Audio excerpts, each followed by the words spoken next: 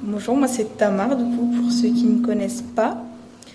Je suis la fille de Kyria et Emilio, qui viennent à l'église depuis 2 ans déjà, à Vériac. Je suis également du coup la fiancée de Samuel. Et j'ai 23 ans. Je suis étudiante à Toulouse actuellement. Et je viens donner mon témoignage aujourd'hui, c'est un peu dur, mais je vais essayer de le faire. Alors moi je suis née en Espagne en 2001 et j'ai eu la grâce de naître dans une famille chrétienne. Mes grands-parents sont pasteurs et du coup j'ai grandi avec l'église pratiquement. J'ai fait l'école du dimanche, je faisais les spectacles de Noël. Depuis toute petite, en fait, j'ai connu l'église et j'ai connu le Seigneur. Donc, tout au long, on va dire, de ma vie, pour moi, c'était une évidence que j'étais chrétienne. J'étais plutôt, on dirait, habituée. À mes 10 ans, on est parti en France avec ma famille. C'était un événement qui était très dur à vivre pour moi et pour ma famille. Premièrement parce qu'il y avait la barrière de la langue.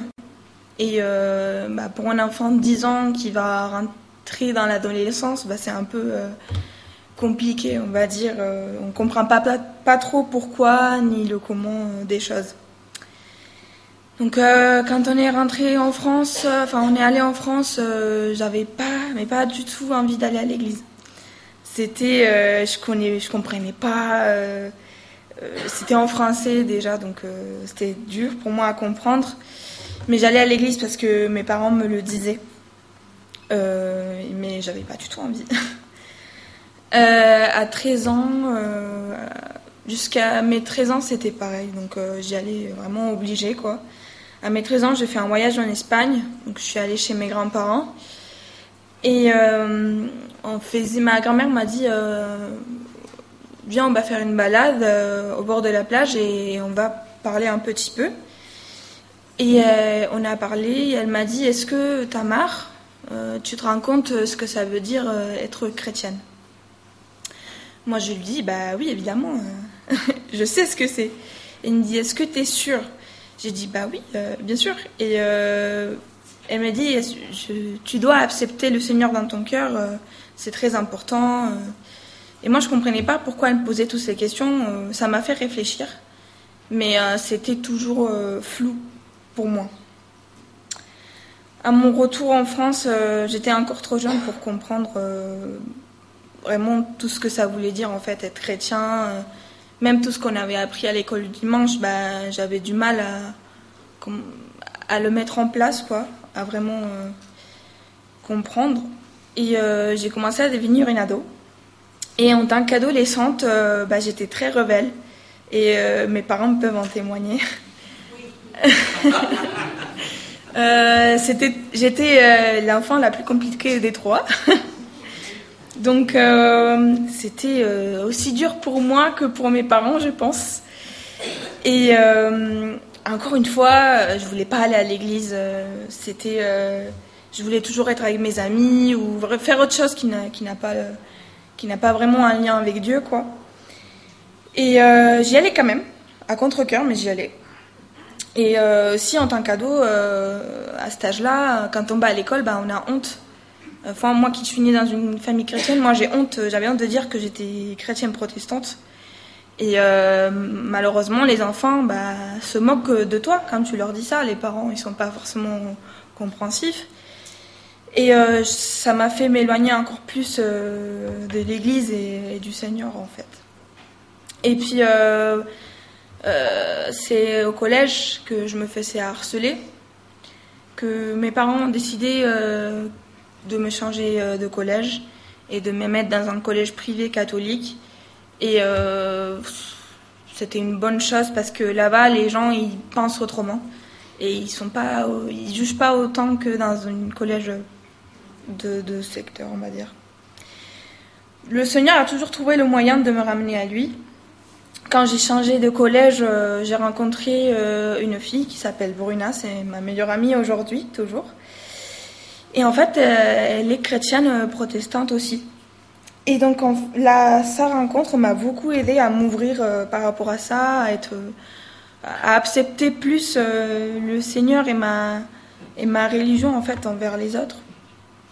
Je n'avais plus honte d'en parler. J'allais à son église à elle et avec mes parents. Et c'est à 17 ans que je me suis baptisée dans cette église. Donc, je suis plutôt fière de m'être baptisée là-bas. Donc à partir de là, tout allait bien. Mais encore une fois, j'étais trop habituée à cet environnement où j'allais à l'église. J'étais très très habituée. Donc quand je suis après le bac, je suis partie de chez moi à Montpellier, puis faire mes études ailleurs. Et là, ça a commencé à devenir vraiment difficile. J'étais vraiment moi-même, j'étais toute seule. Et malgré moi, j'ai arrêté d'aller à l'église. J'ai arrêté d'y aller, j'ai arrêté d'écouter la parole. Bon, de temps en temps, j'écoutais le culte en ligne, mais j'allais plus. Je sais pas pourquoi, mais j'allais pas à l'église. C'était dur pour moi, et puis je me suis dit, j'ai arrêté totalement, en fait, on va dire pas de croire, mais je croyais toujours parce que je priais toujours, mais c'est un but précis. Et puis au bout d'un moment, après je pense 5 ans, je suis arrivée à un point de non-retour. J'étais en dépression, j'étais très mal. Et en fait, dans ma tête, je me disais que j'avais tellement péché, j'avais tellement fait des choses que je regrettais dans ma vie, que je ne méritais pas de revenir à l'église, je ne méritais pas en fait le pardon. Moi, j'arrive pas à me pardonner moi-même en fait. C'était très dur pour me pardonner. Je me disais c'est vraiment impossible. J'ai trop fait des trucs pour revenir en arrière. Je peux plus aller à l'église. J'ai honte d'aller à l'église même. Parce que je me disais, c'est pas possible. J'ai eu l'enseignement toute ma vie, et là, j'ai fait des choses qui ne sont pas, on va dire, dignes d'une chrétienne. Et je regrettais tellement que je voulais plus y aller. Mais c'est un dimanche, en écoutant les cultes en ligne, que la parole du pasteur m'a touchée. Parce que ce jour-là, il disait que peu importe ce qu'on était, ce qu'on avait fait, Dieu s'est sacrifié à la croix pour nous et il nous pardonnait tous nos péchés. Même si nous-mêmes on n'arrivait pas à nous pardonner, lui en fait il nous pardonnait.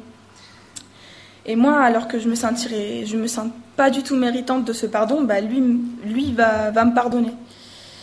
Et c'est à ce moment-là que Dieu m'a ramené à lui pour de bon. Aujourd'hui, le Seigneur m'est venu tous les jours avec l'amour de mes parents, l'amour de mes proches et les amis que je me suis fait du coup dans cette église ici à Berriac, ainsi que du coup mon futur mari Samuel. Je suis vraiment reconnaissante pour toutes ces bénédictions. Je serai jamais assez reconnaissante pour tout ce qu'il m'a donné. Je me suis fait la remarque que c'est quand j'étais le plus loin de Dieu que j'étais le plus malheureuse. Et c'est quand je suis revenue vers lui que j'ai commencé à vivre en fait, à vivre avec lui en fait. Donc maintenant, j'aimerais bien servir Dieu comme je peux pour montrer ma reconnaissance et comme je peux aussi dans cette église car c'est lui qui m'a dirigée jusqu'ici à travers ma vie et mes rencontres et même mes désobéissances. J'ai envie de continuer à grandir dans la foi et connaître plus le Seigneur et Dieu avec vous et dans cette église à Berriac. Voilà.